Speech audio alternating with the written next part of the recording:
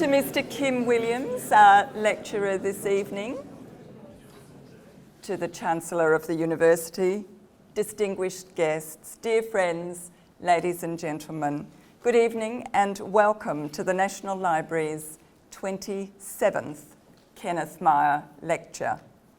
I'm Anne-Marie Schwertlich, Director General of the National Library. And as we begin, I would like to acknowledge the traditional owners of this land, the Wurundjeri people. I pay our respects to their elders and families and to other elders and families who may be with us this evening. This lecture, which began in 1990 as a major annual event, was named in honour of Kenneth Myer, AC, Chairman of the National Library Council and an ardent and influential advocate for the library and for much else. Ken Myer was a visionary Australian philanthropist and businessman.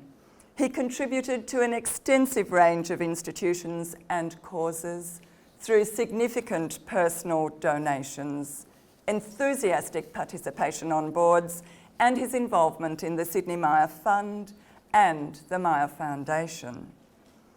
A long-time friend and generous supporter of the National Library, Ken Myer was a founding member of the National Library Council from 1960, later serving as its chairman for almost a decade. Amongst the many honours and awards he received, we are proud that in 1989, the Australian Library and Information Association recognised his immense services to libraries with its Redmond Barry Award, and that is a name with great resonance on this campus. The prescription for this annual lecture is simple, and it's based on the views of Ken Myer. As a businessman and philanthropist with wide cultural and social commitments, he saw the lecture as an opportunity for an eminent Australian to make a significant statement on a broad subject of particular interest to them. The lecture has been presented by the Honourable Gough Whitlam, Sir Gustav Nossal, the Honourable Fred Chaney, Harry Seidler, the Honourable Tim Costello, Professor Fiona Stanley, Professor Brian Schmidt, and Professor Mick Dodson, to name but a few. We are indebted to the Myer family for supporting the Kenneth Myer Lecture for over a quarter of a century, and now we are thrilled that the lecture has been given a new lease of life thanks to the support of the Myer Foundation. We're also thrilled to have Joanna Bajewski with us this evening and thank her and the directors of the Myer Foundation for committing to support the Kenneth Myer Lecture. I thank the Faculty of Arts at the University of Melbourne for partnering with the library to present the Kenneth Myer Lecture in the marvellous Arts West building this evening. And we are honoured and delighted that the Chancellor, Alan Myers ACQC, is with us this evening and congratulate him formally on his appointment as Chancellor. This year, we are enormously privileged to have Kim Williams present the Ken Myer Lecture. Kim Williams is a businessman, philanthropist and cultural leader whose career began composing music and studying at the Sydney Conservatorium of Music. He has served as Chief Executive at News Corp Australia, Foxtel, Fox Studios Australia, the Australian Film Commission, Southern Star Entertainment and Musica Viva Australia. His memoir, Rules of Engagement, is a very personal account of his experience of power, politics, culture, and the media. He was the founder and chairman of the Australian Film Finance Corporation and has served on a wide variety of arts boards over the last 3 decades, including as the chairman of the Sydney Opera House Trust. The boards on which he now serves include chairing the Copyright Agency Limited and the State Library of New South Wales Foundation, and memberships of the boards of the Sydney Symphony, the University of Sydney Foundation, the Myer Foundation, and the Australian Football League.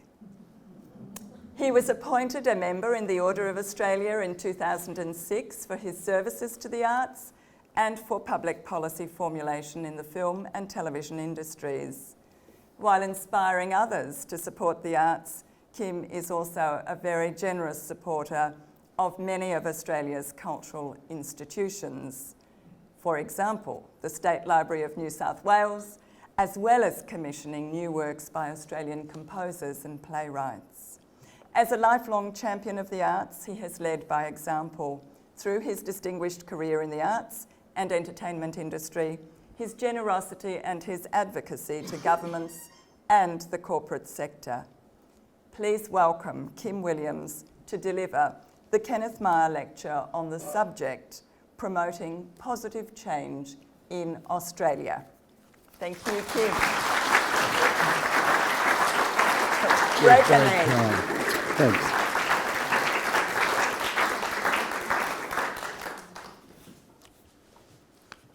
Anne-Marie is way too kind in her introduction of me to you.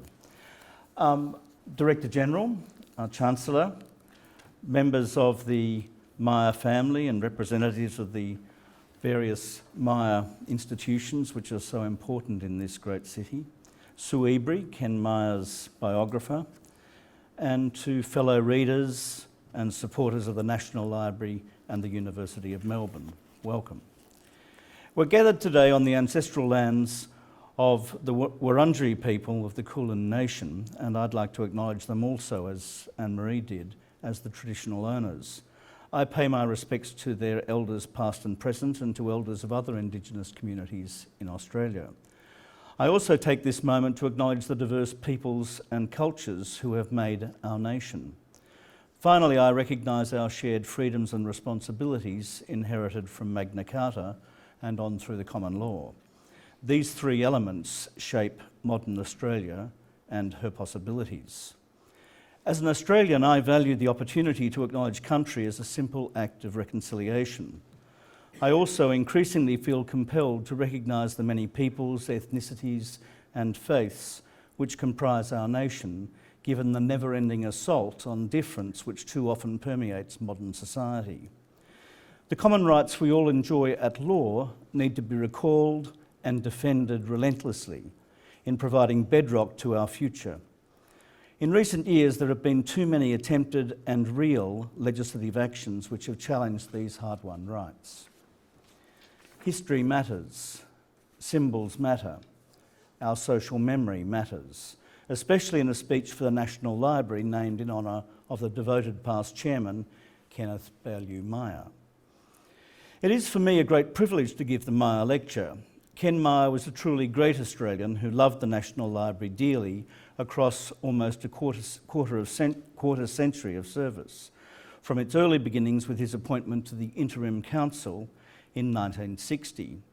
He also, I might say, loved this university with equal intensity, but I digress. This lecture was originally given on the 7th of September last year at the National Library, and I have made some minor amendments in order to offer some reflections on things which have transpired since then. I stand in honoured company, having known many of the previous speakers, including my late father-in-law, Edward Gough Whitlam, who on the 5th of April 1990 gave the first Kenneth Myer Lecture. In preparing this speech, it was a real pleasure for me to read that first lecture given all that time ago. I imagined Ken and the audience hearing Gough expound and digress, as only he could, in making some keen points about Ken and his cultural importance with a recital of Ken's many achievements. Gough continued in his speech to make some wonderful, at times surprisingly, or I should say unsurprisingly colourful, observations about national leadership and our national institutions and their history, highlighting the overwhelming obligation of politicians to observe their duty of care to knowledge and its protection as being central to the national future. These priorities followed from the oration's title, National Collecting Institutions. My lecture, as you heard, is entitled Holding to True North, the Promotion of Positive Change in Australia. I think it's a title which would have appealed to Gough and Ken equally. They shared a commitment to what I might term for their era, modern views. They wanted an internationally connected Australia, centred in Asia, and they strove for a positive focus which valued matters of intellect, creativity, beauty and equality. Ken was a rare original, having visited China and Japan as early as 1945 and 1946, respectively. He well preceded Gough's much commented on visit to China in 1972 and his many Japanese tours. They were men with much in common in an era that changed Australia forever. Change achieved because of a focus on positive improvement in attitudes, actions, and a confident outlook as to that which is possible.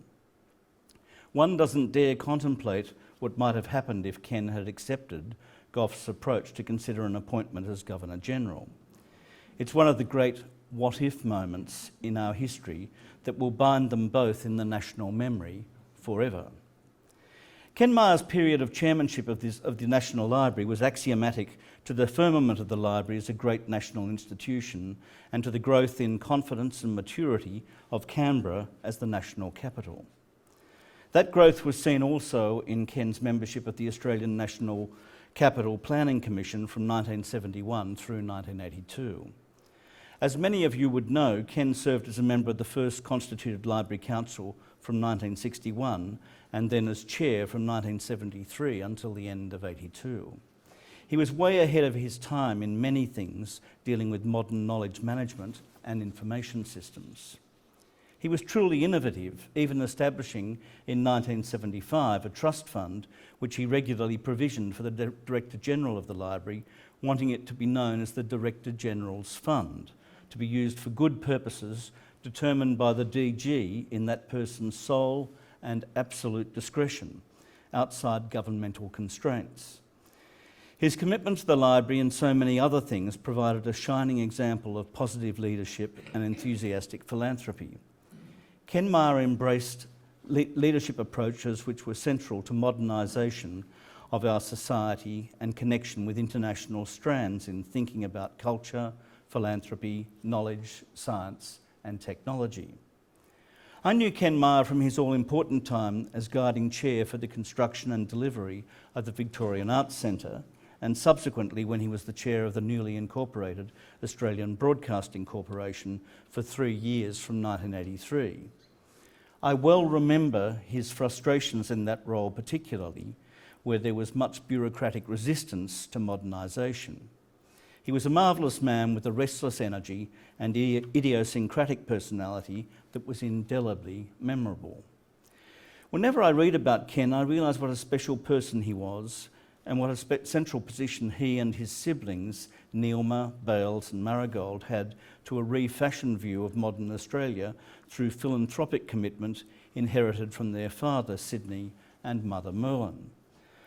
Through a range of public activities, private commitments and diverse passions, they have invigorated a generation and more of Australians.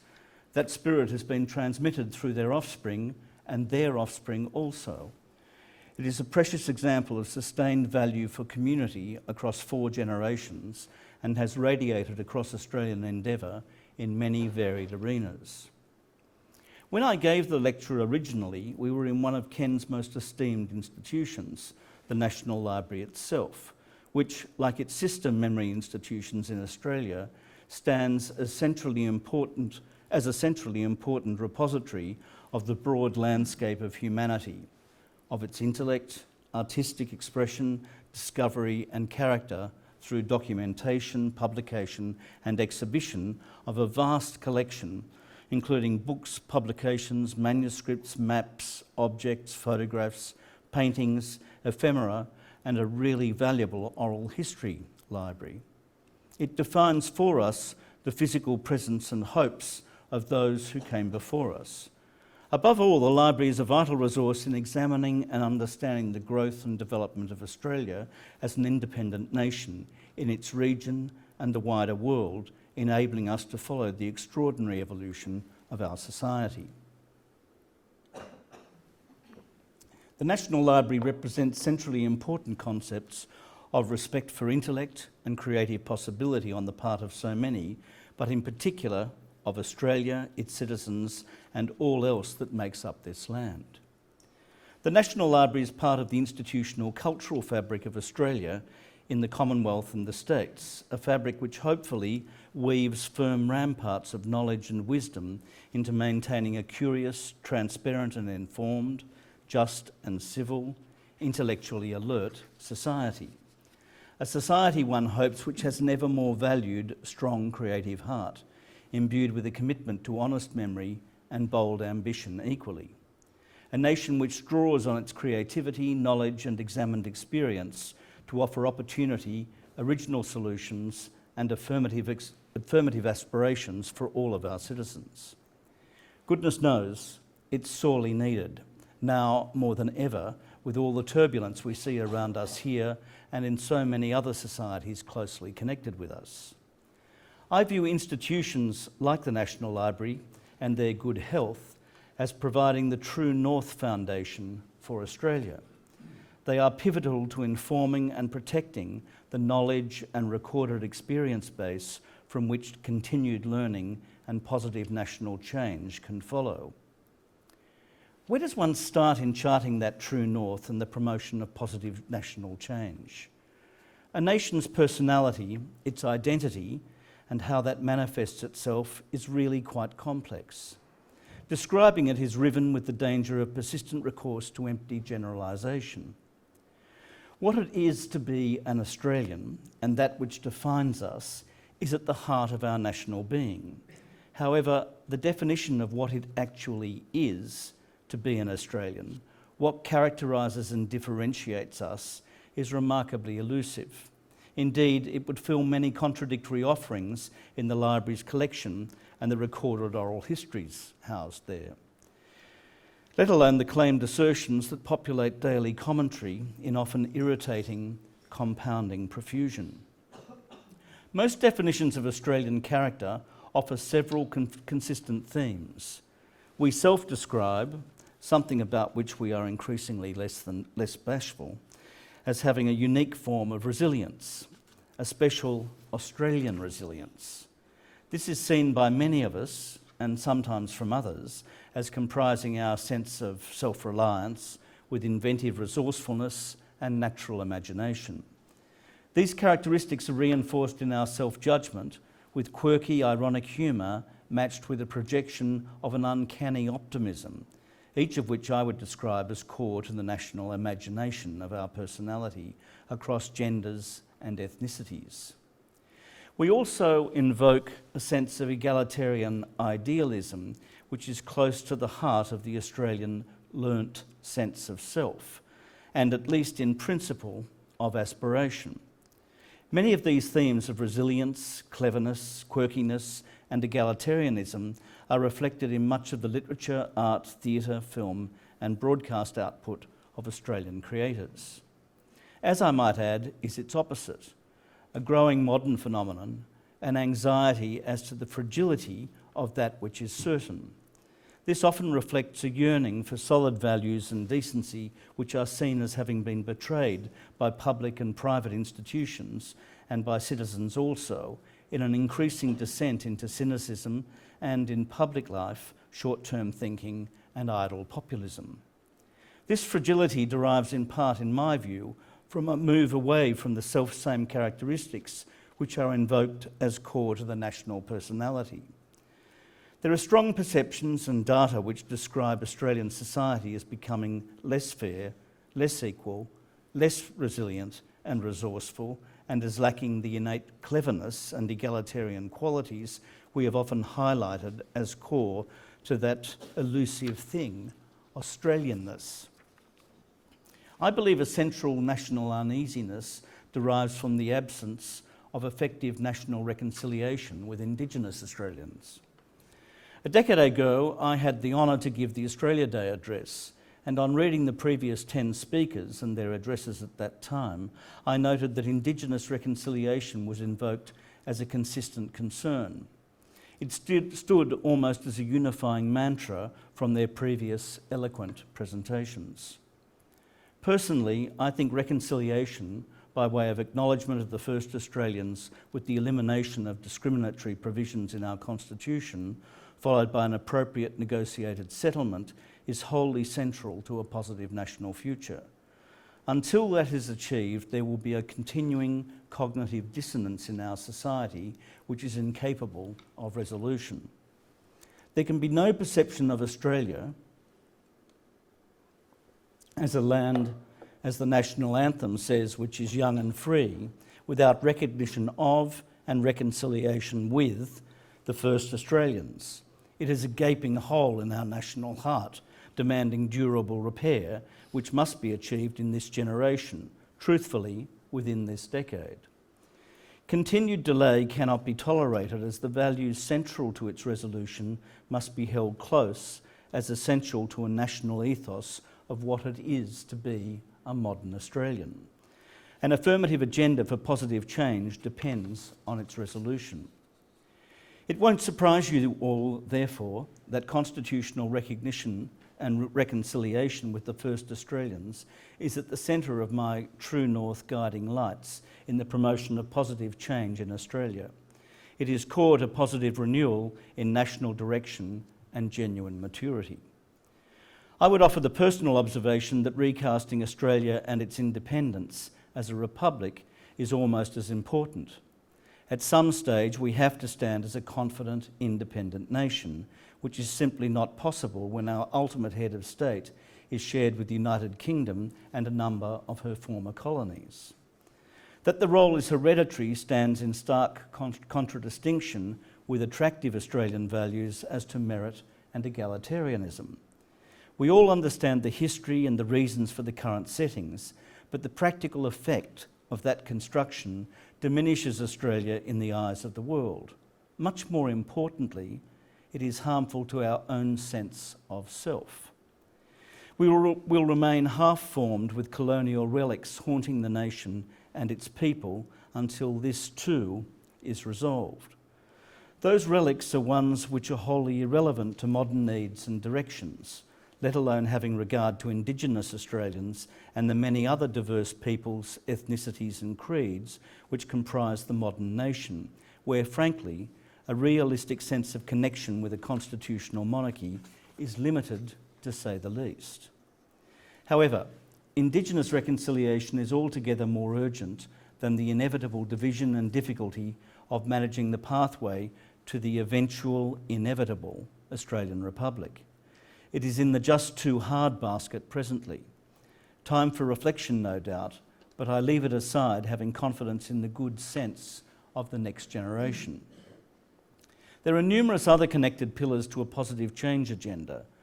I will concentrate on education and renewal in our grand public institutions. Reconciliation, education reform, and institutional renewal provide the settings for holding to true north. Action on each front is axiomatically positive, providing altogether necessary, firm national foundations. Before addressing those matters directly, let me say that if we are to secure the primary necessity for Indigenous reconciliation, then we must see the values which underpin it extending into a broader restoration in our sense of community. A sense of personal responsibility for the quality of community and its direction in policy, and as importantly, civility, is incumbent on everyone. Refreshed leadership is called for, one which embraces calm, caring, responsive behaviours to national concerns and which offers informed, persuasive advocacy built on real substance in response to the emotional avalanche which describes so much digitally enabled exchange. We need policy substance which provides ideas and clear objectives which encapsulate more than a sentence or clever epithet. Substantial concepts and all-important plans need to be set out which reflect sustained thinking and can withstand solid scrutiny. That view, written just 5 months ago, is heightened for all of us, deriving from the lies, rejection of truth and history, and untrammelled application of bombast and bluster which permeated the Brexit campaign in the UK and the recent US election. Distressingly, it has been followed by a litany of invented material which channels fear and loathing from the new bellicose bully to the world, President Donald Trump. I am one for making an impassioned plea for re-engagement with the sense of personal discipline and commitment demanded by devotion to a mutual responsibility for the quality of our community. Communities, if you prefer, although I'm an adherent to the old-fashioned and lovely word which describes our nation and which so reflects this sense of binding community, our Commonwealth. Much depends on our sense of shared adventure and responsibility equally. Clearly, there is an increasingly evident sense of fragility to the core keystones of Australian society and its values. Often this expression is frustratingly imprecise and is driven by widely divergent assumptions and priorities from different proponents. That fragility is seen consistently not only in Australia, but also in any number of international environments.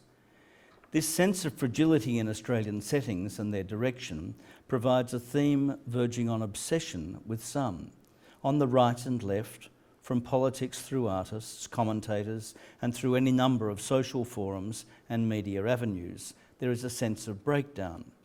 It must be repaired. A positive future depends on it.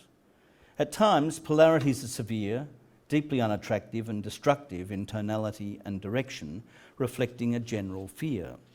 That fear applies to the future, matched with a hankering for a romantic notion of past imagined lives, often rich with what can only be described as entirely unhelpful fantasy overlays, drawn from inaccurate recollection of an, if not practically perfect past, then one which was very much rosier and more homogeneously pleasant.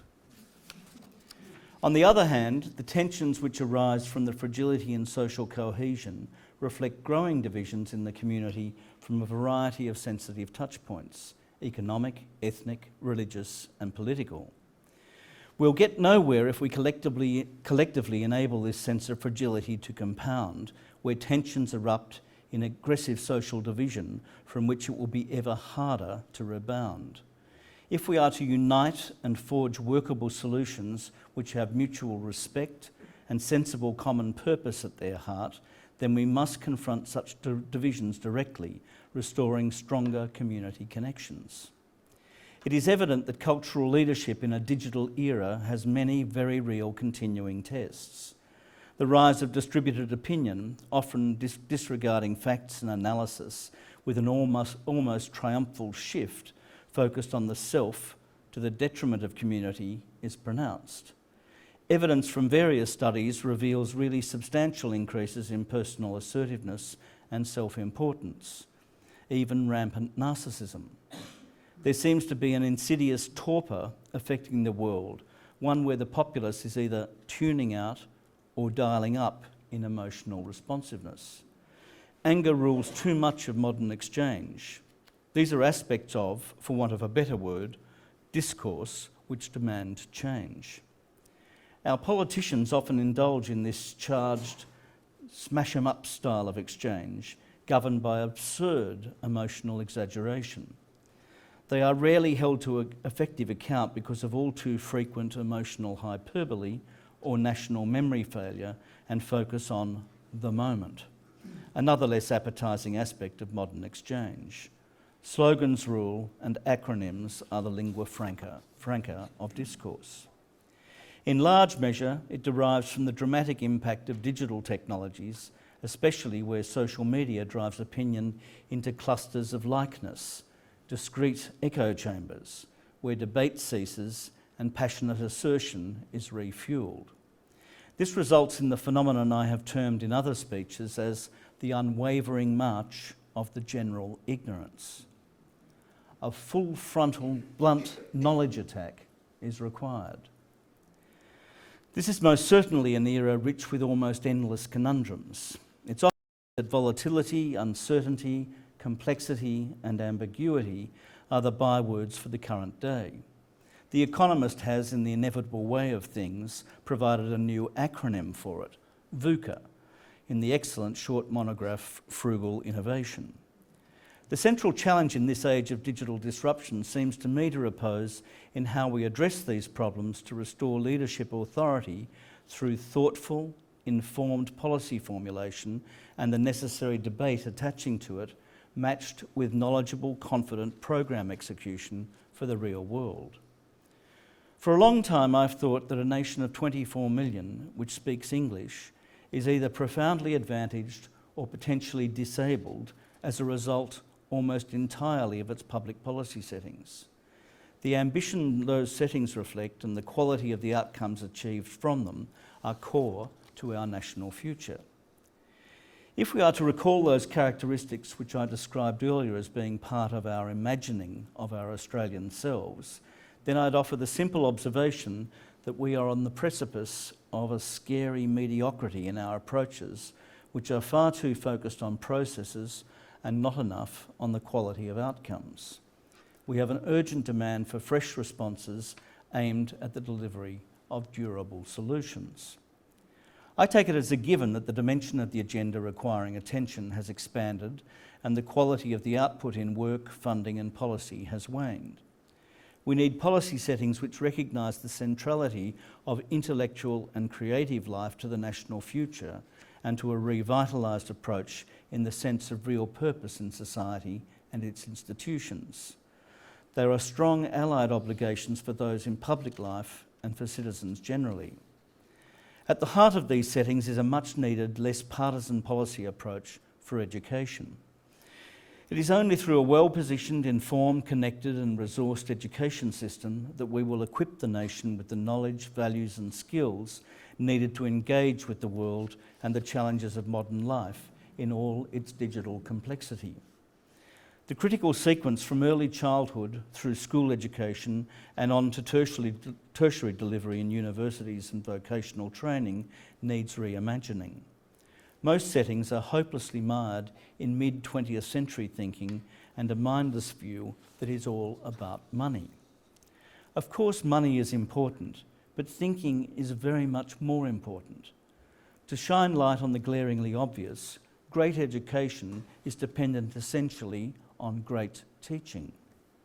We must see change in the value we attach to the role of teachers in society with responsive allied training. At its best, teaching is priceless, and yet we see how undervalued the profession is today, not only as to vocational appeal, but also in selection, training, remuneration and resourcing. Many societies manage these things in a mature, supportive fashion. They evince a commitment to the status of teaching and training for a healthy, skilled society. Yet, when all agree there is such clear, evident need, there is a growing gap in terms of disadvantage and lead agendas. This is clearly seen in conflicting national and state policies, divisions between the arms of government, and disunity in priorities and positions from advocates. This must be positively addressed if we are to change the direction of our society. Each education sector is in need of caring policy review and improved national commitment. Early childhood is virtually ignored in education policy, treated more often than not as social policy, rather than as integral to educational development. Schools still need the policy renewal arising from the issues examined in the Gonski report from December of 2011. Our tertiary system in universities and vocational training has many issues, delivering unacceptably wildly divergent outcomes, mostly created from deficient policy delivery. Fine school education depends on regularly refreshed, validated curricula, great teachers with allied training, and excellent assessment. Public education, on which our nation depends for its future citizens and workforces, given that that is where the majority of the population still goes to school, needs improved, thoughtful support. We have witnessed exceptionally high growth in Australian private education, indeed the highest levels in the world. 34% of all school students in Australia attend private schools, whereas most of the OECD has less than 10%. Our system is unusually flexible, where parents have real options in choosing what they deem to be right for their children. It doesn't, however, guarantee evenness in standards, nor a focus on consistent improvement, in many instances Quite the contrary. In some ways, this appears to me to be almost perverse. It is all too often glossed over in the dysfunctional debates about education funding that rage through our land, polarising discussion. The debate founders on ideological crevasses that work against objective appraisal and debate, aimed at progressively building consensus from facts, analysis and careful determination of the best pathway for future generations in the tripartite system that is our reality: public, private and what I might term parish schools. If high standards, objective appraisal and a devotion to fairness in resource allocations from public funding are not central to that process, we will have increasingly serious difficulty in arriving at sustainable solutions and good educational and social outcomes. The way in which school populations divide by socio-economic status was presented plainly in the Gonski report. It was a remarkable report which revealed a strong relative benefit from the clustering of students who were advantaged socio-economically and described corresponding stark disadvantage for clusters which were not. The report spoke to the growth in these dual phenomena, drawing on comprehensive research. The notion of clustered advantage is central in reviewing the landscape of education fairly. It is central to the assessment of inputs and normative performance outputs across the training of the core resource of this nation, today's and tomorrow's children, our next generation. Many of the Gonski recommendations, the key being needs-based public funding, have now been set aside in a way that, for any dispassionate reviewer, can only be confusing and disappointing. The report undertook an orderly, comprehensive, evidence-based review and concluded that over the last decade, the performance of Australian students has declined. Significantly, this is seen at all levels of achievement and most surprisingly at the top end in particular, something rarely noted. The consistent decline has seen Australia's relative position steadily fall internationally. The Productivity Commission issued a report 5 months ago which spoke to similar evident failure in our approaches. The earlier Gonski report drew attention to the large gap between our highest and lowest performing students and provided analysis that this was far greater in Australia than in many other OECD countries, particularly those with high-performing schooling systems. Our lowest performing students, it said, are not meeting minimum standards of achievement. Moreover, there is an incontrovertible, and in the committee's view, quite unacceptable link between low levels of achievement and educational disadvantage, most particularly among students from low socio-economic and Indigenous backgrounds. The report offered 21 findings and a set of 41 impressively argued recommendations. It said that funding for schooling must not be seen simply as a financial matter, but rather as an investment to strengthen and secure Australia's future. The Gonski Committee observed that the highest performing education systems are those that combine equity with quality and that failure imposes high costs, not only where poorly educated people limit any economy's capacity to produce, grow and innovate, but also in terms of the price of failure in poor social cohesion and mobility with really costly long-term and widespread consequences. We need all students to have equality of opportunity. After all, it's part of our self-description as to fairness in the best egalitarian sense. It's unacceptable that individual pupils who, through no fault of their own, can't go to the best resourced and advantaged schools. They are then condemned without any opportunity to put up their hand and say, no. This has nothing to do with the ballot box. We need better coordination across the political divides to arrive at workable solutions. We all have skin in this game. Surely the central issue with all education is that it is a responsibility that has to transcend political divides for the sake of our people and their future. There is little evidence of that approach leading behaviours in our parliamentary policy forums currently. Surely concern should repose around reliable high standards while addressing disadvantage. For positive change to occur, it is overdue that we honour our duty of intergenerational care and embrace the need for ground-up change in our approach to education policy focused on performance, and that means primary focus on teaching. As an English-speaking nation, it is only from the development of our people that we will triumph. Otherwise, we will drift off into a diaspora of irrelevance seen in many other post-colonial societies who have not observed their intergenerational responsibilities. The time for action on early childhood and school education is now. Our tertiary sector is a somewhat more complicated beast with many different performance standards. It clearly has become the proverbial football. Research policy is all over the place, enrolments are at unusually high levels, and tensions abound as to sustaining reliable standards and policy outcomes and principles. It needs refreshed logical policy focused on needs and outcomes. In that process, I offer a fresh performance mantra for consideration, one which I think, in a globally competitive world for fine minds and fresh talents, is strikingly necessary. One which I suggest is relevant not only for a globally connected Australia in this century, but is also consistent with that sense of originality and inventiveness valued by Australians in their own minds. Do not be bland. Make a difference. Banish the bland. It has been too prominent in our past and should have no place in our future. We need tertiary institutions to redefine themselves by backing bold actions. In some instances, they are, of course, doing that, most particularly here. Our great tertiary institutions must strive for a voice that renews the reasons to celebrate creativity and intellectual courage, reasons to win national respect and political commitment, reasons to revitalise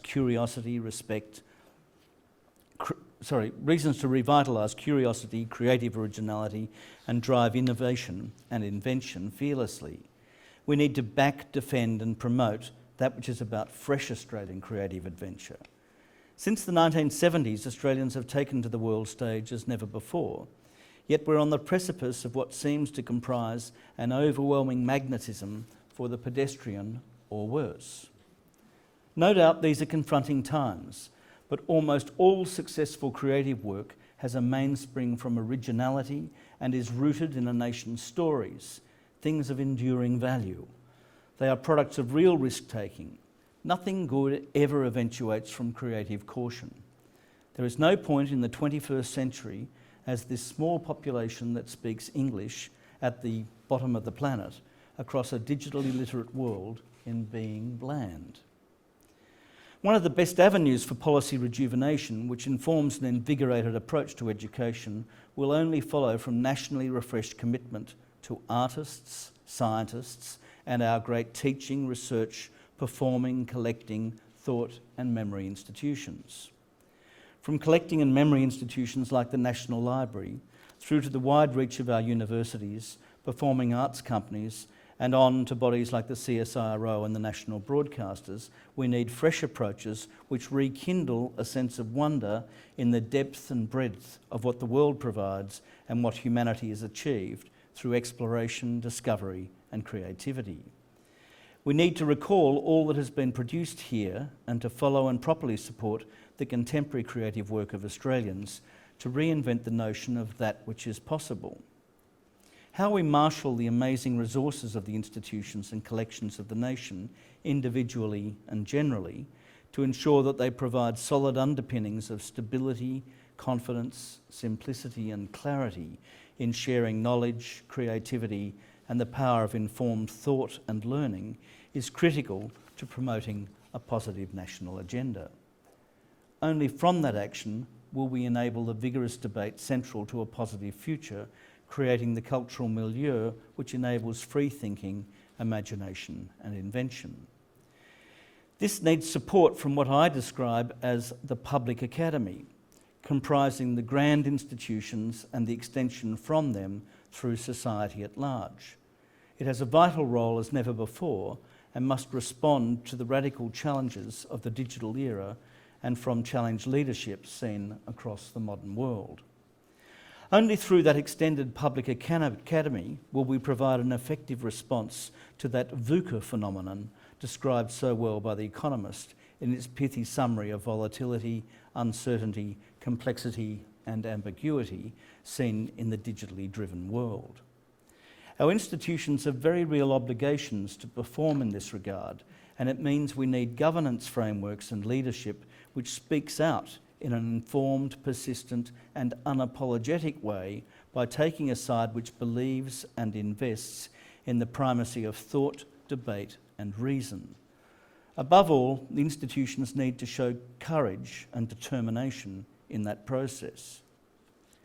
If we care about our history and love our collections and the people who make or made the documents, paintings, books, sculptures, maps, manuscripts, objects, stories, studies, science and tools that inform them, then we owe them the continuing honour of rethinking the challenge of sustained community connection. The same applies to the performing arts and the great canon of theatre and music and the quality of renewal in its audience connection. This applies even more forcefully to the central public institutions of government, our parliaments and courts. Each has a continuing heavy obligation to maintain or reinvent their connection with the community. They need to ensure understanding of determinative processes and how they manage policy, planning and execution with refreshed public accountability. If we are to address this pervasive sense of fragility and confront the potential of expanding social division, then we simply have to start enabling our public administrators and decision makers to create a better culture for thinking and invention. We must enable risk-taking. Perhaps we see some nascent aspects of this reflected in the last 2000 election outcome. Even though we see division rising and assertive opinion triumphing, perhaps, given the very blunt nature of the ballot box as a determinant, this is an example of the community screaming out for better listening, evident responsiveness to concerns, and performance delivery which is not idle and facile. Perhaps. What is clear, it seems to me, is that the promotion of positive change requires a set of objectives which befit our nation and its very real vulnerabilities on the one hand, matched with a dedication to the development of resilient, responsive skills driven from respect for knowledge, thinking and creativity on the other. In today's charged landscape, we have to apply creativity and flair to conceptualise how we grow the opportunities, improve political and community connections, and develop a better sense of trust and affiliation with major public institutions. I offer the not particularly original view that whilst the advocacy to government must never cease, on all available evidence, no matter how strongly we may all feel about it, the flow of funds to creative endeavour from governments is unlikely to grow well or reliably. The political rejectionist recital is long and on public display all too often. Health, education, transport, national security and social welfare with an insert new issue here approach are offered as defences against increased public commitment to fresh policy aspiration. I think the priorities embraced with these arguments are often dysfunctional and misconceived. However, they have sway across the political divide presently. If we're to avert their inevitable impact on excellence, talent and aspiration, then action is required. The world in which we live today is often asynchronous and disconnected from thought pillars. We all need to do something about it, and one of the many solutions is revitalised cultural policy with, I think, greater allowance for recourse to substantial philanthropy incentives. We need old-fashioned direct connection to creative work and the many outcomes which follow from it, because our world cries out for public commitments on the things we care about, like knowledge-based debate, the primacy of truth, beauty, creativity, and the centrality of intellect, imaginative thought and deep reflection to a good society and its future. I mean philanthropy in a broad sense. For example, we need to generate real involvement in the provision of support from volunteering. Volunteering in society is diminishing and needs huge refashioning given over to endeavours about which we care. Such commitment then extends to the need for more committed public advocacy and resilient connection and debate offered from the community itself, and vigorously so, to politicians, commentators, and all the touch points which move public opinion and devotion. Vitally, we need to up the ante on the provision of old-fashioned cash. Direct cash investment and improved bequests on a substantially enlarged scale are essential. The signs in this regard are good, where there is much to be admired in many crowdfunding activities seen especially with younger Australians today. These forms of commitment not only have huge value, but provide a stronger sense of purpose and community connection. As I said at the outset, I see a primary agenda for positive change being about community renewal and public responsibility through a redefined approach to social leadership and the rekindling of a relationship with and responsibility for the quality of our community as core to the national ethos. Reconciliation with Indigenous Australians stands most importantly as the first order priority to national maturity, providing a reset to a better, more confident national future. Further positive change requires clarity of purpose as to curricular resources and equality of opportunity in education delivery, underpinned by policy with real substance that can withstand sustained scrutiny and is driven from a tough solutions focus on performance. We need to match our education focus with invigorated respect for and celebration of intellectual and creative life, with renewal in our great national institutions as core elements to the quality of Australia's future. Energised philanthropy is a central tool to connecting with and enabling positive change. We have to step up for that which we care about. The key skill sets necessary to achieve better directions and durable outcomes require change priorities and approaches. We need to see a flip where collective focus is on performance and outcome, not on process as an end in itself. Australia's often empty modern obsession with process has never been more damaging to positive change, as is our reluctance to accept risk on the part of public initiatives.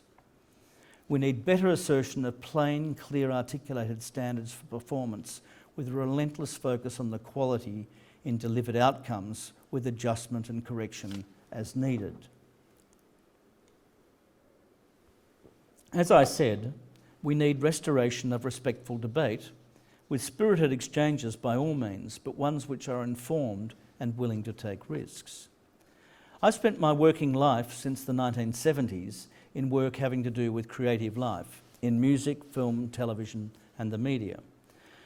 I've done so from a variety of positions, as a leader, investor, customer, teacher, benefactor, advocate, even as cheerleader. As a natural optimist, I regret to say that presently we're not on a good trajectory. Too often throughout a long working life, I've felt as if I'm in a time warp with a creeping sense of déjà vu moments. Again and again, the same attacks against the arts and creative life are made with a recital of unevenly rehearsed offences following. It's happened repeatedly with a sense that the arts community is seen as being ungrateful, ungracious and even as untalented by many of those in power. God only knows from where the confidence is sourced to offer such stern opinions. I cannot emphasise sufficiently that the crucible of our future is in the intellectual and creative capacity of our people. All said and done, we have competitive advantage in very few things. For example, only in aspects of agriculture, mining expertise, some areas of discrete medical and other technology invention, which sadly hardly any of us know about, and finally, in lifestyle. Well, it's not enough. We need more than that. And we have more than that to give. It needs to be nourished confidently. Positive change with fresh directions will only come from a more vigorous, sophisticated commitment from government supported from real attitudinal change, consistent with those values as to what constitutes being Australian. Whilst a never-ending work in progress, it needs to reflect that egalitarian idealism which is close to the heart of the Australian learnt sense of self and aspiration. Those themes of resilience, cleverness, quirkiness and self-reliance provide good building blocks to a positive future. Institutional renewal is central to providing the firm foundations for that future. Creativity is something in our country which is always under a cloud for a variety of reasons, not least of which is an almost magnetic attraction from many commentators and decision makers to rank Philistinism high. They oppose positive change, dismissing too many of those in our intellectual landscape from superficial personal preferences and/or prejudices. We must confront them with a fresh narrative. Narratives matter in the imagination of nations. Storytelling is central to the growth and development of nations, as is a sense of security and place and our position in it. Creative narratives make society hold together, as reflected in the quality of confidence and content in directions within a mature, considered society. We need to be utterly realistic, recognising that the changes that arise from digital forces and global connectivity mean that standing still, changing little, and managing institutions in the same way is not an option. Embracing and managing these potent forces which drive reconfiguration in public mindsets is never easy.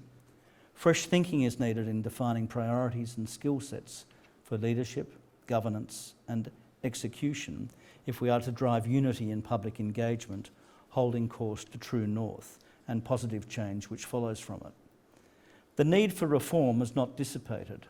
It is a challenge with which I believe an Australian elder of the experience and vision of Ken Myer would have readily and enthusiastically connected. He was an exemplar, and we need to back a new generation like him with the courage to drive relentlessly for positive settings for a truly modern Australia. Thank you.